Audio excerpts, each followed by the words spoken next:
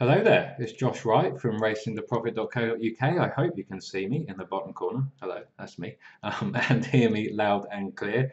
Thank you for taking the time to watch this video. I've been away for a while on the video front, um, mainly for technical reasons, but I have a better computer setup now and a brand spanking new webcam, which hopefully you can see me on now. It's meant to, well, it does have some built-in microphones. So with any luck, you can hear me and I don't have a need for a headset. Hopefully the sound is clear enough, but if not, do let me know. And in future, I may go back to the headset or kind of upgrade the microphones or whatever. I think it sounded okay when I did a little test.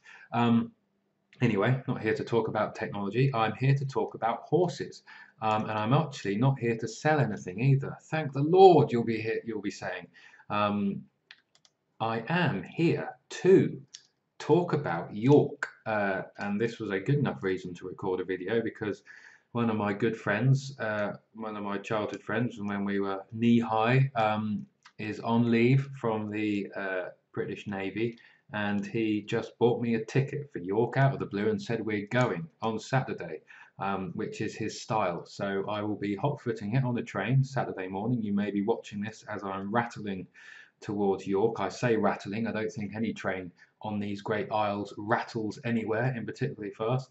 But York is only a couple of hours away, which is good. So I will be going to the racing at York. It is a lovely track. Last time I was there was to watch Blessed to Impress, which is the filly I have a small wish of the tail in, not much, a small share, but she didn't run too well in a listed race there last time, but we have a couple of entries next week actually, and she will be back on the racetrack soon, which will be exciting. But I'm not here to talk about her. I am here to flick through the York card and to hopefully, touch wood, provide you with something of interest for you to take away, which may brighten up your Saturday afternoon or may point you to a few winners. Sometimes when I do this, and have done in the past, it goes horribly wrong. Every horse will fall out the back of the television. I will look like a complete muppet and like I've never looked at a horse race before in my life. On other occasions, it can go rather well. Some of you hopefully read the Pontefract through the card that I did on a free post the other week, where I went racing to meet my good pal Ben Aitken of narrowingthefield.com or .co.uk, I should get that right. And we had a very good time. I also met up with Steve Mullington, who some of you may know via Twitter. He's a shrewd racing nut as well, writes a bit for 888.com occasionally on their website. All round good egg. And between us, we pretty much went through the card, which was enjoyable. And it was nice to put up 12 to 1 and 5 to 1 winners on that blog. A member, Tim, went to Haydock the other week, and in my members club, I've always said to everyone, they are free to request that I go through a card for them if they give me adequate time, with all the usual caveats that it's normally a brief look. I'll do my best to highlight some winners and some horses of value. But anyway, we would pick the first 3 winners on that card, including the winner of race 1 at 25 to 1. And I believe Tim and many of his friends had a good go at that, and that paid for the rest of the evening, which is what I like to hear. So there is some success. Sometimes it doesn't go well, but on recent history we have done okay. So with any luck, this video will highlight the odd winner. Long-suffering readers, members, those of you who've watched these videos before know that I can go on a bit. It isn't deliberate. I think it's just my style. I always have things coming into my head as I look through a race card, new ideas, things I spot as I'm doing it, and I have not been through these cards before recording this video, so you kind of are getting it live, I suppose. I don't re-record videos, I don't edit them. If I make a mistake, I kind of live with it.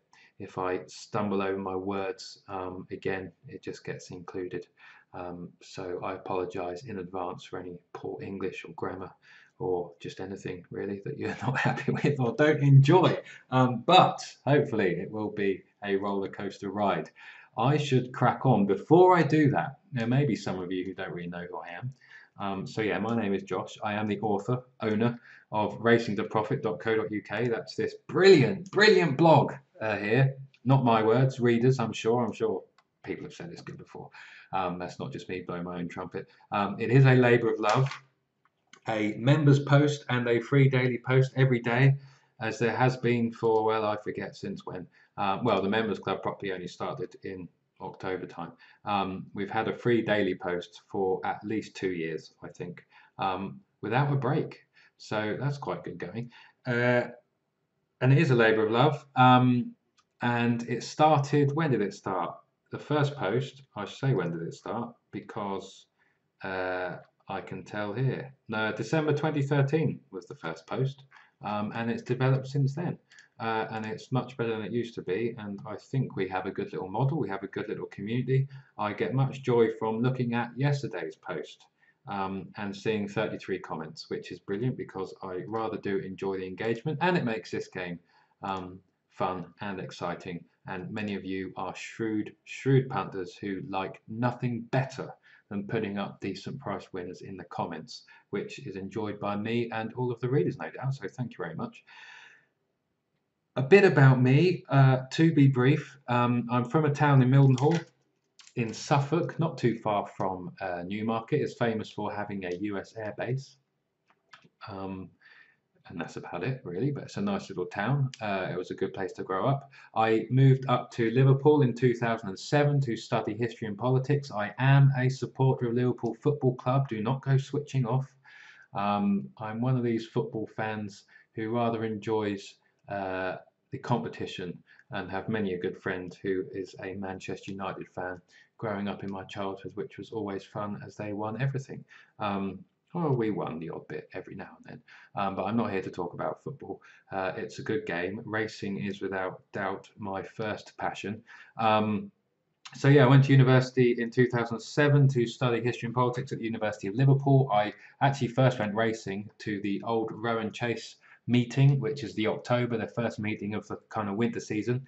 Had a free student ticket, which got me a free pint of beer. Discounted entry is like a tenner, I think, a free race card. We like free things when we were students.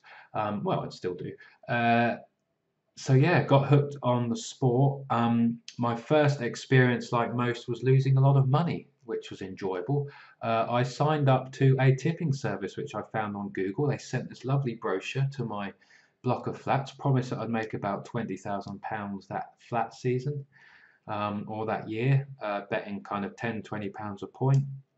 And I believed them. More fool me. How naive and stupid. And I proceeded over 8 months to lose 2,650 odd pounds. So that was fun. A thoroughly enjoyable year of my life on the betting front. But I got that over with early. We kind of started at the bottom. There was only one way to go. It took me about 2 years to get out of 2 overdrafts. Spent bursaries and student maintenance loans and whatever else. So that was very stupid, but we learnt our lessons. And I got into the sport more and realised I actually quite enjoyed the puzzle, and I tried to put my brain to good use. I bought a load of books, various different things, tried to swat up, improve, and you're always learning in this game. I'm a much better punter than I was a year ago. I'm probably a better punter than I was 6 months ago. The key is to want to learn, want to try and improve, to enjoy the challenge and the puzzle. The winning the money bit comes secondary for me, and if kind of winning money was the driver, I don't think I'd have the passion. I like looking at 205 at York, or more specifically, probably a kind of race at Cheltenham, if I'm being honest, preferably 3 miles, preferably a handicap chase, preferably with a lone front runner. They're the kind of races I really like, but I can enjoy looking at the 205 at York and wanting to solve this puzzle. I can have £5 on it and get as much enjoyment as if I have 20 or 30. So that's quite important. I stumbled across ggs.co.uk and started reading some blogs, and stumbled across Matt, the owner of GG's, and from there the likes of Gavin Priestley, who runs Nag Nag Nag, which is a very good blog, Ben Aitken at Narrowing the Field, Gary Priestley, Gavin's brother, on Twitter, who's written your blog post for Racing to Profit and chips in the comments every now and then. Superb, probably the best big odds tipster around, I think. And yeah, went from there really. We are on a journey of learning and discovery. And something that has helped me a lot is Matt's brilliant product, GG's Gold, and his website, ggs.co.uk. My job here is not to sell this, because this isn't a selling video. Those of you who wanted to take the free trial or the £1 30-day trial will have done, but hopefully you can just see why I like this bit of kit and how it makes racing analysis kind of speedier, although there's always lots of things to dive into. It makes it more enjoyable, but it's just more useful because of the amount of information at the touch of your fingertips. And thankfully, as my own punting journey kind of progresses, I am getting better, I think, at analysing races. But as always, the proof is in the pudding. And I will do some videos, I think, in the future about my own punting journey in terms of how I look at racing and how my kind of analysis works and what I like to look at. You'll pick up some of that through this video now. And we're 11 minutes in and I haven't talked about the 205, which is classic me, really. So that's a lot of waffle. You know, some of it's meant to be useful and meant to introduce me a bit if you don't know who I am. I like trying to produce quality free content and helping us all become better punters and enjoy this game even more. And I do it as an end in itself. So hopefully you enjoy this video. Let's crack on, because that is the aim. I'm off racing to York. I would quite like to find a winner or two. And having just said that, it is a different mindset. Any of you that have read any of my stuff, you know, I bang on about value, blah, blah, blah.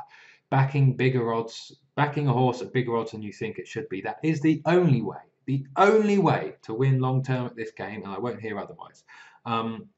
You cannot back a horse that the market has at its correct price, because you just won't win over time. You just won't. It's kind of impossible. So that is about judgment. That's easier to say than do. But if you can get into the habit of backing horses that do get backed, and you are consistently beating starting price, you will do okay over time. It's a bumpy ride, don't get me wrong, and the winners can be infrequent, but normally they help pay for plenty of losers and leave a bit of profit left over.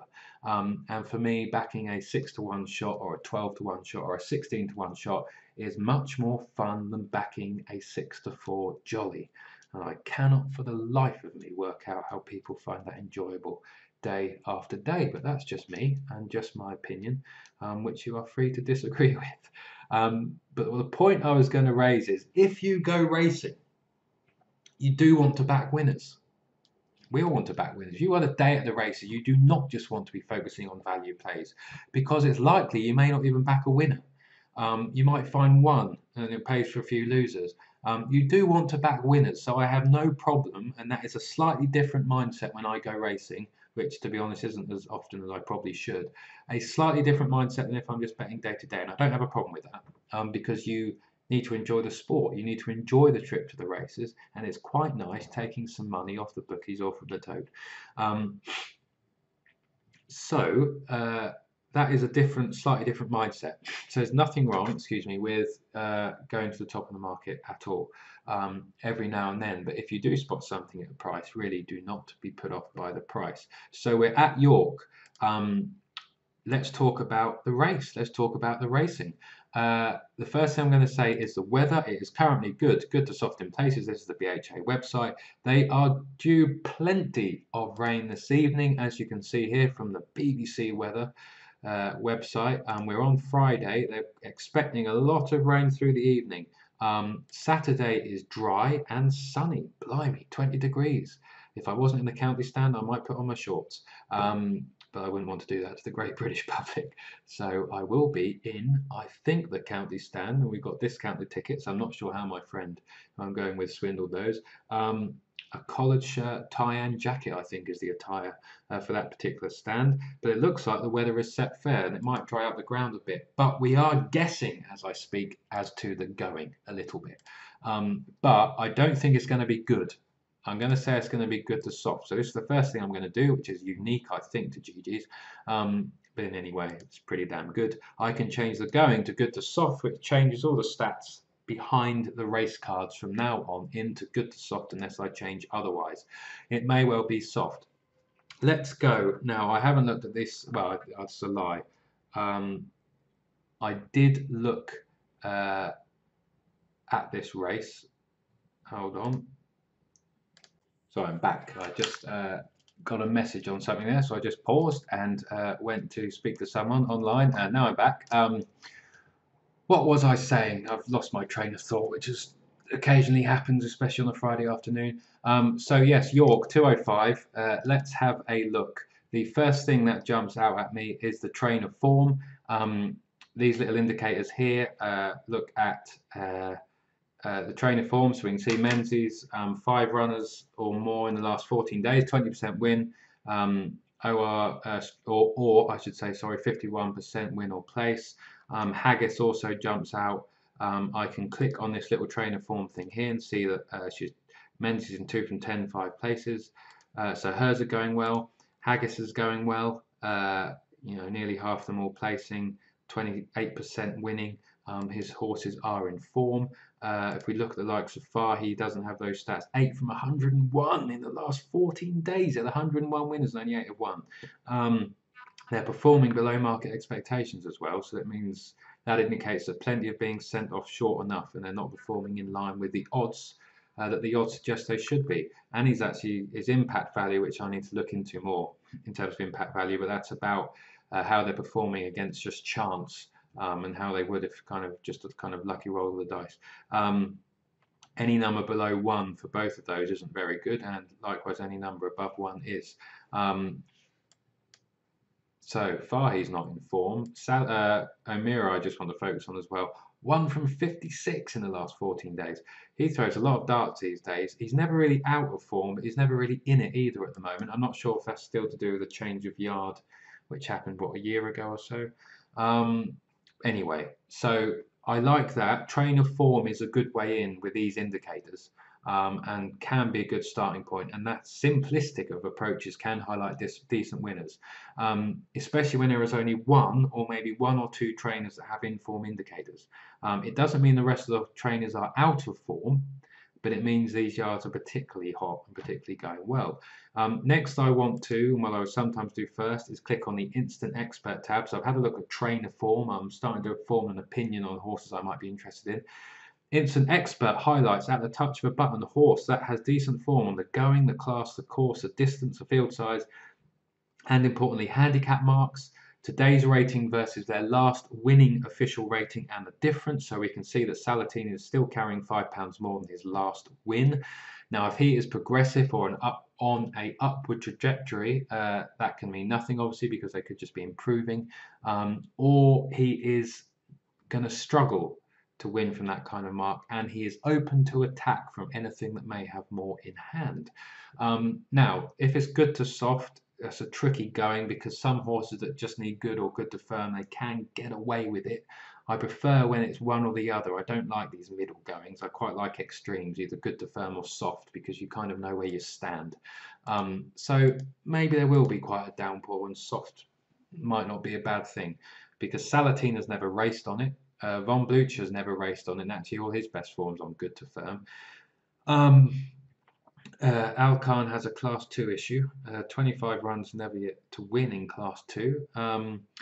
Who has good soft ground form? Well, Battered, 1 from 1, Starlight Romance. None of them have won more than once, which you do like to see. Now, Starlight Romance, the place stats, so I can click on the win, I can click on the place, I can look at their places. Solid, never out of the frame on soft. He's placed here twice, he's placed over the distance, he's a perfect 5 from 5. So Starlight Romance at 13-2 might be a decent, interesting play. If it doesn't go soft and good to soft, I would be interested in Salatine. I say that because this is the one race on the card I did look at just before recording this video. So there's 3 things I look at initially. I suppose I look at a race having had a weigh-in. So those that have looked at my member stuff, whatever, I have my list of own qualifiers against my stats, and each day they are my own starting point for my own punting, the different strategies I have around them, etc. And I will use those as a starting points before then using the race card. But obviously many people just start and look at through a race card to find bets. So those 3 ways would, for me, are trainer form, Especially when there is one, ideally, or one or two trainers in the race that have are clearly in form and going well. There's any instant expert and seeing if any horse just leaps off the page at you. Sometimes, if you look at this screen here with Salatine, say, all of every other horse below could just be red. And that happens. It might happen on these other few races I've yet to look at. And a horse just leaps out at you and might be a decent price and it's just worth playing because they've clearly proven in conditions, and everything else either has proven that they cannot handle conditions or they are unproven in conditions. And those two things are differences that are worth noting. So we have the 205 at York. Salatine, so we've got the trainer weigh in, we've got the instant expert. If it stays good to soft, Salatine is interesting. A slight concern about the handicap mark.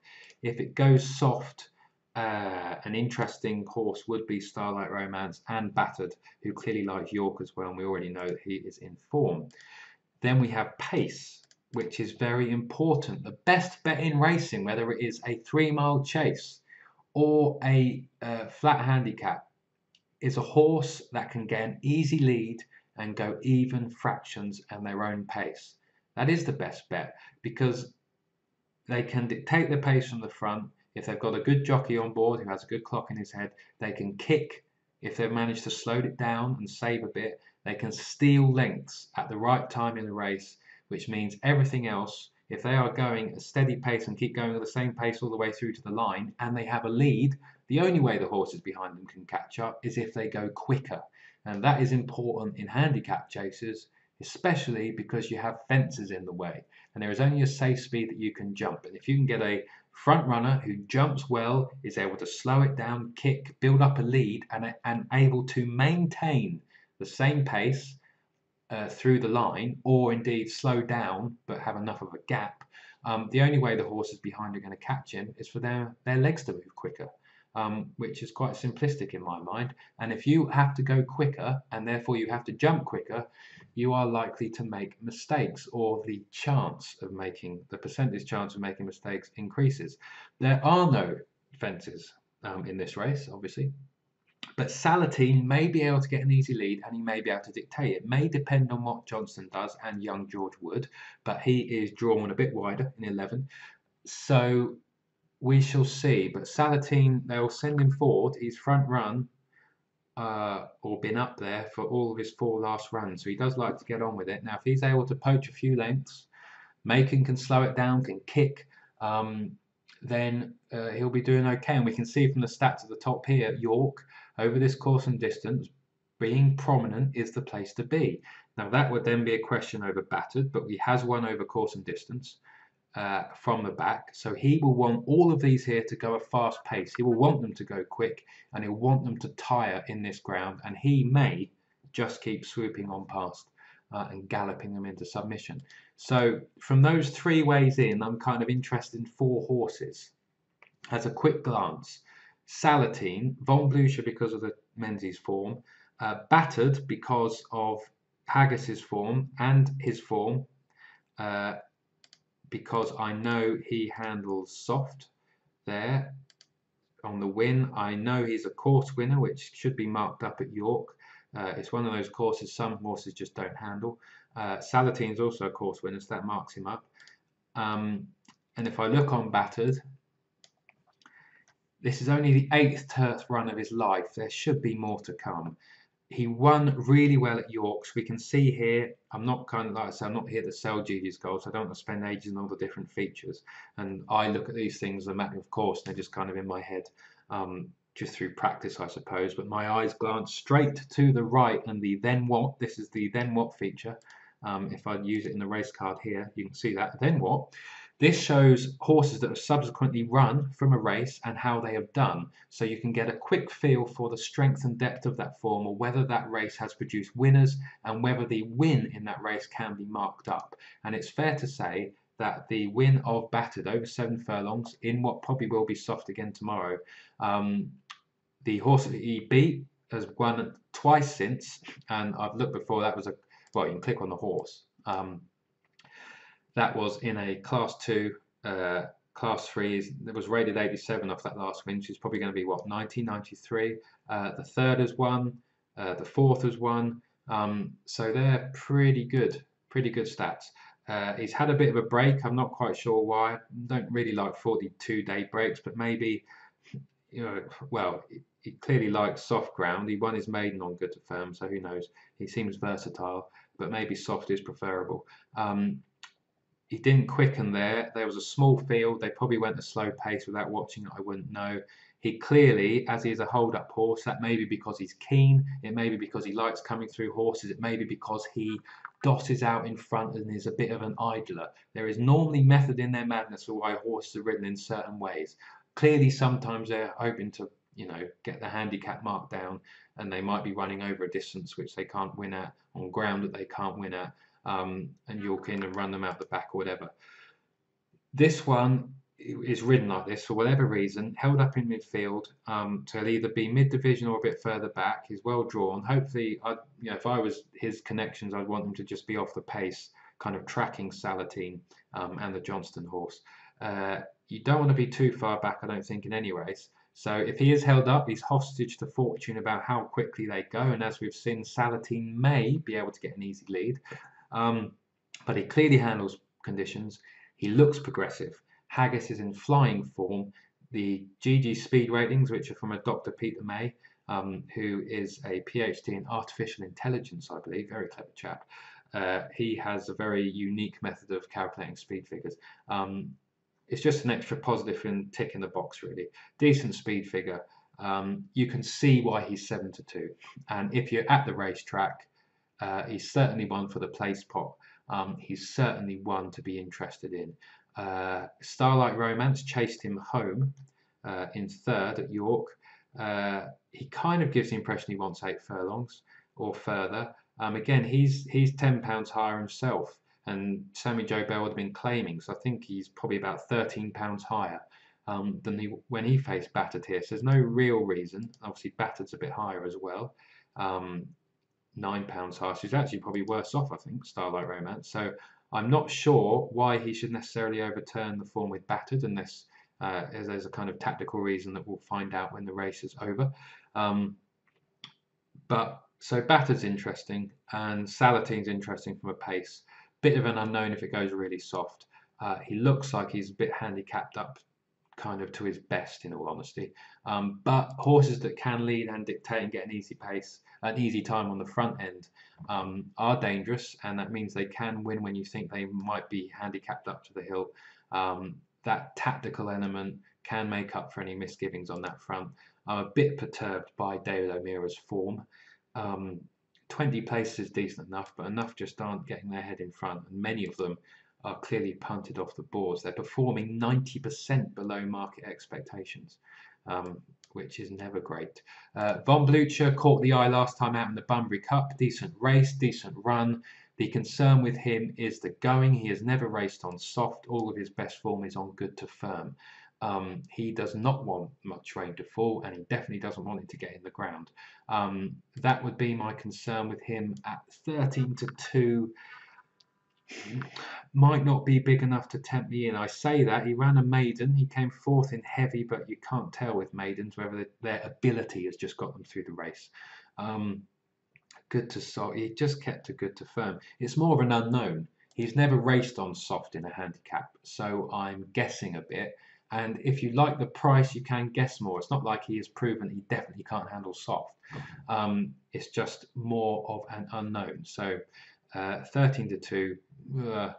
I'll probably at a later date just watch a video and see if I can make some amateurish judgment over his fast ground action, and whether or not he actually kind of hits the ground hard and might not mind soft. So we'll see.